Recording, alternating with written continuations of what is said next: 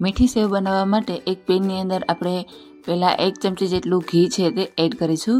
ઘી ગરમ થાય એટલે તેની અંદર સેવ છે તે એડ કરી દેવાની છે। સેવને થોડી એવી આપણે આવી રીતે ક્રશ કરી લેશું એટલે નાના નાના ટુકડાની અંદર થઈ જશે। બધું છે તે એકદમ સારી રીતે મિક્સ કરી દેવાનું છે। પછી સેવ થોડી એવી ગોલ્ડન બ્રાઉન કલરની થાય અને તેની અંદરથી થોડી એવી સ્મેલ આવે એટલે આપણે તેની અંદર દૂધ છે તે એડ કરવાનું છે।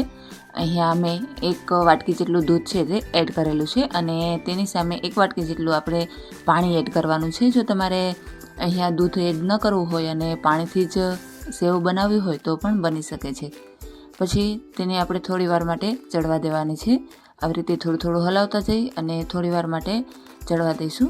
પછી તેની અંદર આપણે જેટલા માપથી સેવ લીધી હતી એટલા જ માપથી ખાંડ છે તે એડ કરવાની છે। ખાંડને હલાવી અને થોડી વાર માટે આપણે કૂક થવા દઈશું। તો હવે બધું છે તે એકદમ સારી રીતે મિક્સ થઈ ગયું છે અને સેવ છે તે પણ એકદમ સારી રીતે ચડી ગઈ છે। તો થોડી એવી આવી નરમ હોય ત્યારે જ આપણે ગેસ છે તે બંધ કરી દેવાનો છે, કારણ કે તે ઠંડી થશે એટલે થોડી એવી ઘટ થશે। તો આપણે સરસ મજાની સેવ છે તે બની અને તૈયાર થઈ ગઈ છે। તેને ગરમા ગરમ સર્વ કરી દઈશું।